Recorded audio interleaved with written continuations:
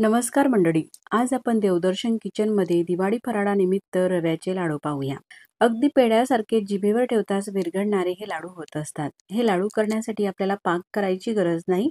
नवीन शिकाऊ सुद्धा अगदी सहज करतील एवढ्या सोप्या पद्धतीने हे लाडू आपण आज केलेले आहे. तर मैत्रिणींनो, हे लाडू करण्यासाठी फक्त 3 साहित्य लागत असतात आणि एकदा केलेले हे लाडू आपल्याला महिनाभरासाठी खाता येतात. अशा मस्त पांढऱ्या शुभ्र लाडूच्या रेसिपीला सुरुवात करूया.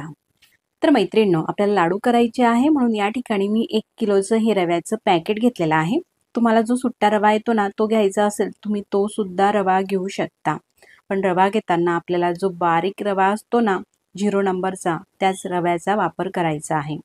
बघू शकतात अगदी बारीक रवा घ्यायचा आहे. घेतलेला रवा चाळणीने आधी चाळून घ्यायचा आहे. तो स्वच्छ निवडून घ्यायचा आहे. मगच लाडूसाठी वापरायचा आहे.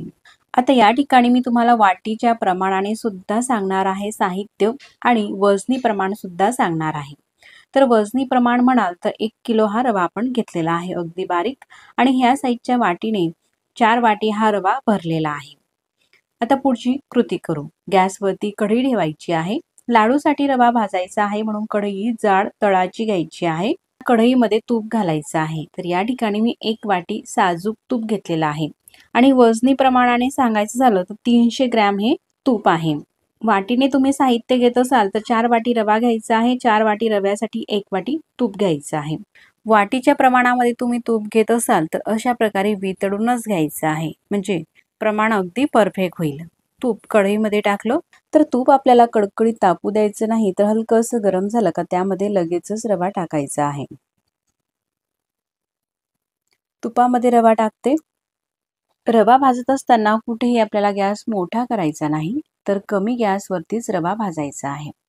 आता मी घेतलेली कढई ही छान जाड तळाची आहे म्हणून सुरुवातीचे 10 मिनिटं मीडियम गॅसवरती हा रवा भाजून घेते. जर का जाड तळाची कढई असेल तरच गॅसची फ्लेम मीडियम ठेवा मैत्रिणींनो.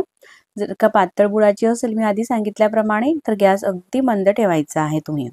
आणि रवा हा भाजत असताना आपल्याला सतत अशा प्रकारे परतवत राहायचा आहे, म्हणजे हा रवा कुठेही करपणार नाही. आपण सुरुवातीला सगळं तूप हे घातलेलं आहे लाडू करण्यासाठी, जेवढंही तूप लागणार आहे त्यानुसार. त्यामुळेच रवा हा कुठेही करपणार नाही. जर का कोरडा रवा भाजला तर मग तो करपू शकतो. तर हे लाडू करायला ना अतिशय सोपे आहे. तुम्ही नवीन शिकाऊ जरी असाल ना तरी सुद्धा पहिल्याच प्रयत्नामध्ये अगदी परफेक्ट हे लाडू तुम्ही करू शकाल, एवढे सोपे आहे. फक्त यामध्ये रवा व्यवस्थित असं भाजणं हेच गरजेचं आहे. रवा भाजत असताना कुठे गॅस मोठा करू नका. फक्त सुरुवातीला 5 ते 7 मिनिटं मी गॅसची फ्लेम मीडियम ठेवली. मीडियम गॅसवरती रवा परतून घेतला. त्यानंतर साधारण 25 ते 30 मिनिटासाठी गॅस अगदी कमी करायचा आहे. टोटली आपल्याला 30 ते 35 मिनिटासाठी हा रवा भाजून घ्यायचा आहे. तुम्ही जर का अर्धा किलोच्या प्रमाणामध्ये लाडू करत असाल तर जवळपास 20 मिनिटं हा रवा तुम्हाला भाजायचा आहे.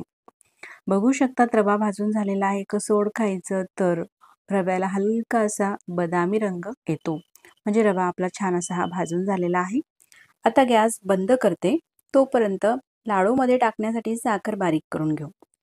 तर वजनी प्रमाणामध्ये 700 ग्रॅम ही साखर आहे आणि वाटीने 2 वाटी साखर आहे. साखर मिक्सरच्या मोठ्या भांड्यामध्ये टाकते आणि बारीक अशी दळून घेते. तुमच्याकडे जर का आधीच दळलेली साखर असेल तर मग 3 सपाट वाटी तुम्ही साखर घालू शकता.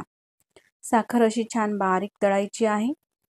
त्यानंतर पुन्हा आपल्याला गॅस चालू करायचा आहे. गॅस चालू केल्यानंतर मात्र गॅस अगदी कमी करायचा आहे. हा जो रवा आहे आपल्याला पुन्हा गरम करून घ्यायचा आहे.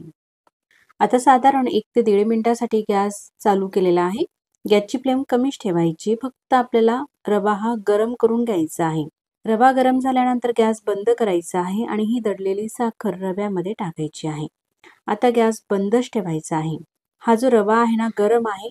गरम रव्यामध्ये साखर टाकली ना व्यवस्थित ती छान अशी मिक्स होते. आता रवा आणि साखर संपूर्ण व्यवस्थित आपण हे मिक्स करून घेतलेलं आहे. त्यानंतर अशा प्रकारे हे मिश्रण आहे ना कढईमध्ये दाबायचं आहे. बघू शकता या ठिकाणी असं हे संपूर्ण दाबून घेऊ. अशा प्रकारे घट्ट हे मिश्रण दाबून घेतलेलं आहे कढईमध्ये. आता यावरती झाकण ठेवू आणि साधारण 20 ते 25 मिनिटासाठी असं झाकण ठेवून राहू देऊ, म्हणजे एक वाफ छान बसेल ह्या रव्याला. आता साधारण 25 मिनिटानंतर मी तुम्हाला दाखवते. अर्ध्या तासानंतर हा जो रवा आहे पूर्णपणे गार झालेला आहे आणि थंड झाल्यानंतरच मिक्सरचं भांडं घ्यायचं आहे आणि त्या भांड्यामध्ये हे मिश्रण टाकायचं आहे. तर हे मिश्रण गरम गरम मिक्सरला फिरवायचं नाही, नाहीतर साखरेला पाणी सुटू शकते. पूर्णपणे गार झाल्यानंतरच असं थोडं थोडं हे मिश्रण मिक्सरच्या भांड्यामध्ये टाकायचं आहे आणि मिक्सरला फिरून घेऊ. मिक्सरला सुद्धा फिरत असताना खूप जास्त वेळ फिरवायचं नाही. असं साधारण 1 मिनिटासाठी फिरवून घेतलेलं आहे. बघू शकता असं हे मिश्रण झालेलं आहे. मिक्सरच्या भांड्याला फिरून घेतलेलं मिश्रण पसरट भांड्यामध्ये काढत घ्यायचं आहे आणि तशाच प्रकारे मिक्सरच्या भांड्यामध्ये हे रव्याचं मिश्रण घालायचं आहे आणि मिक्सरला फिरून घ्यायचं आहे. असं स्मूथ हे होतं. त्यानंतर आपल्या चवीनुसार यामध्ये वेलची पावडर घालते. साधारण 1 चमचा वेलची पूड घातली. सगळं हे मिश्रण मिक्स करून घेते. तर या लाडूमध्ये तुमच्या आवडीप्रमाणे यामध्ये थोडेसे काजू, बदाम किंवा पिस्त्याचे काप सुद्धा तुम्ही घालू शकतात. अगदी थोड्याशा तुपामध्ये परतून घ्या आणि मगच घाला.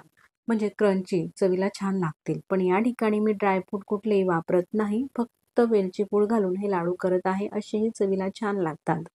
वेलची ही मिक्स करून घेतलेली आहे. त्यानंतर लाडू वळू. बघू शकता अगदी सहज हे लाडू वळले जातात. एकाच हाताने अगदी सहज मस्त गोल गरगरीत असा हा पहिला लाडू मी तुम्हाला वळून दाखवत आहे. अशाच प्रकारे सगळे लाडू आपल्याला वळून घ्यायचे आहे.